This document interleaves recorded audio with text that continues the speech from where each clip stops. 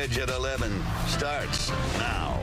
Tonight on The Edge, a deer sighting can be beautiful, but sometimes very dangerous. It seems the deer population has exploded, and when those animals die, either by accident or natural causes, there are questions about who's responsible for removing the remains. Fox 2's Jessica Dupek joins us live with those answers tonight. Jess, it's not a simple answer, and it's something we all see almost every day on the roads.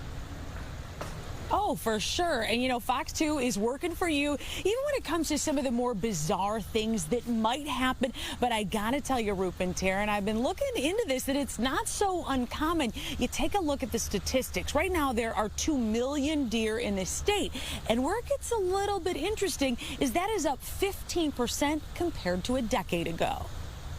There you go. Oh, good girl. From Livonia to Southfield. Middle of the day and at night. Fox 2 viewers flooded us with their four-legged encounters after we asked if they'd ever been visited by a deer at home. So I looked out that window and it was a giant deer just laying right here. Unfortunately, Laura England's deer was dead on New Year's Eve. Was there any obvious wounds or anything like that? No, I didn't see anything like that. Just the broken antler on one side. Turns out her tale is getting a lot more common. It's increasing. And this guy would know. He disposes of deer for a living. Last year, SEMCOG, the Southeast Michigan Council of Governments, did a survey to see if residents saw an increase in the deer population in the last 3 years. About 13,500 people responded, and 60% said yes to seeing more deer. Back to Birmingham, where Laura thought maybe it was a city cleanup issue. It turns out if it's on your private land, they won't come and collect it, but if it's on city property, they will. And that's what they did. We helped move the poor guy to the street here. Little baby's coming over to see. The issue of dead deer in yards becoming so common, the city of Livonia put out a memo recently to reinforce if a deer dies on your property, it falls on the homeowner to handle it. That's like most municipalities. That's where Gary with Respectful Removal LLC found his niche. I would be driving along the road like you do, and I'd see an animal along the road, and it would disturb me, and I'd call many calls, and there was no one that really was specialized in doing that. For 10 years, he's been at this, and he's busier than ever. On the way to our interview, one dead deer, then another. They'll say they've made numerous calls, and then they got my number, and I'll help them through the process. In a matter of seconds, the deer is loaded up and off to a landfill in Lake Orion. Something you probably hadn't thought of. Now let's talk a little bit about the cost. If you hire somebody like Gary with responsible removal there, he says he charges about $150. Now we did a little price checking. Costs upwards of $250 depending on the time of day or night, and of course, holidays. Reporting live, Jessica Dupek on The Edge. Yeah, I think that is one of the #1 questions when people do see a deer, or if it's on their property, who do you call? Is it the DNR? Is it the, city, the state? So sometimes maybe just paying that extra money might be the quickest way.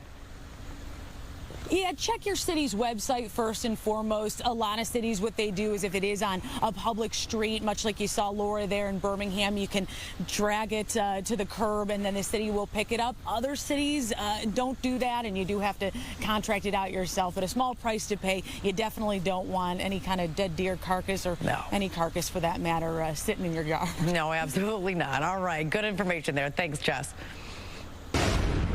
You can't throw it in a dumpster. I mean, we're going to identify who did it and submit that report to the prosecutor's office. Just awful. Who would want to do this to a little Chihuahua? On Tuesday afternoon, a man walked into the Pet Supplies Plus store in Taylor, claiming he found the senior dog in the back dumpster. Police are investigating that claim, but there are no video cameras facing that outdoor trash. We're told the pup is blind, but is in otherwise good health. If no one claims him in the next 7 days, he'll be up for adoption. They were extremely dirty. Yeah, covered in feces and urine. Grease. Also tonight, more puppies abandoned at the Troy post office. These two 10-week-old pit bull mixes were found Wednesday in a postal bin. It's not clear who did it, but the group No Dogs Left Behind is now caring for the pups.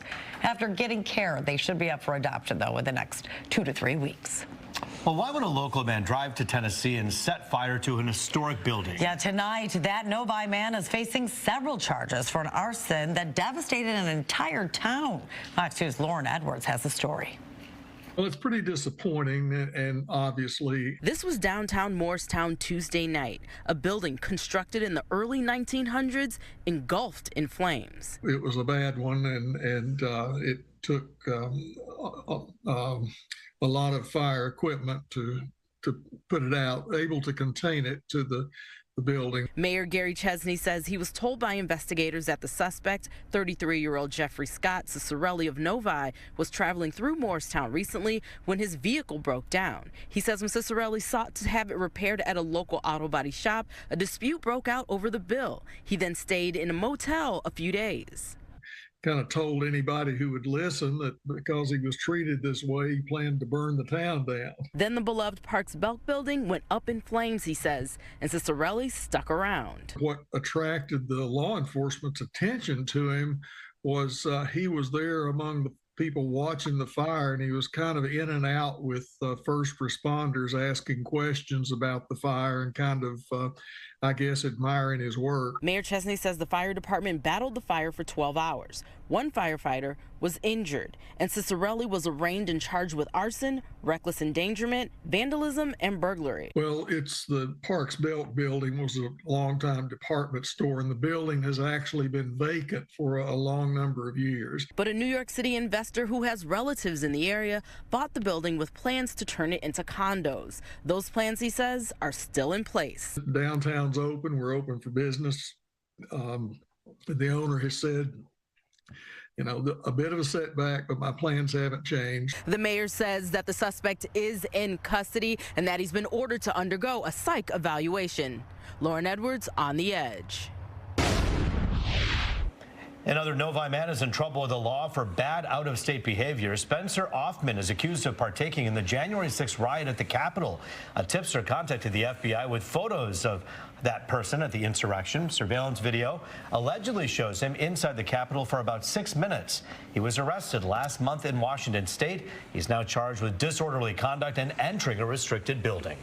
Well, have you checked your M-Perks account lately? Yeah, Meijer customers can rest easy tonight. A fraudster has finally been caught. Nicholas Moy of Grand Haven is accused of selling login credentials for M-Perks accounts, which were then fraudulently used for purchases online and in store. Affected customers would have lost their purchase points intended to save them money on future trips. Meijer was first alerted to the thefts last spring. Meijer has reinstated the full previous balance of accrued points to the affected customers suffering thefts at a corporate loss estimated to exceed $1 million. Nestle recommends customers change their password if they're ever notified of a data breach. Well, it's been a chillier week, and you might see some snowfall in the coming days. Captain Richard Luderman has a look at our brisk and perhaps white forecast. Well, we're going to see some snow over the next 3 or 4 days, Tarrant and Root, but all of a sudden it looks and feels more like January out there. Today was a cold day with some breaks of sunshine. Quiet for the rest of tonight into tomorrow, but here's our next storm developing down over Texas. That's going to miss us to the south. It's the storm for next week, Tuesday night, Wednesday, that brings a better chance for some accumulating snow. Now, if your travel plans this weekend take you out east, perhaps Harrisburg or Scranton through the Catskills of New York, you're going to find some heavy snow. Not around here. 32-21, pretty close to where we should be. Finally back to average with the highs and the lows. There, the record 61.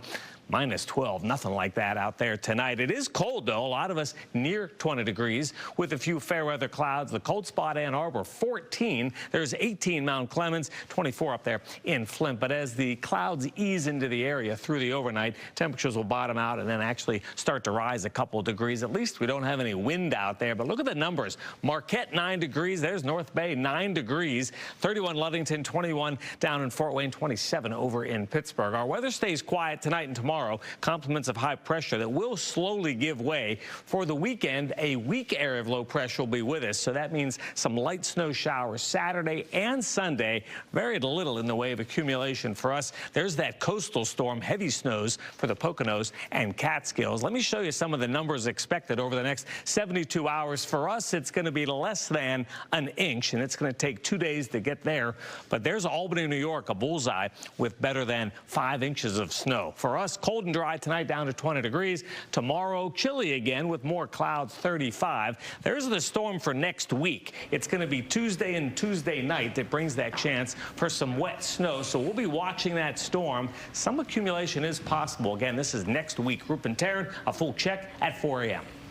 All right, Rich, thanks. Well, buckle up for more traffic at Metro Airport. You'll need to get there even earlier as crews overhaul Dingle Drive. Starting Monday, traffic will be reduced to 2 lanes through the end of February. And in March, northbound traffic will drop to 1 lane. Construction will continue year-round until 2027. The project will make structural repairs and improve stormwater collection following last summer's floods.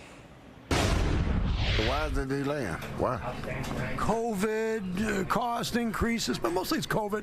I think that's a bunch of crap. Some unpopular news today for those living near the Gordie Howe Bridge construction.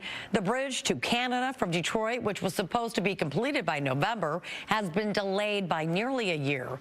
The initial price tag is also higher, from $5.7 billion to $6.4 billion in Canadian dollars. The new completion date is September 2025.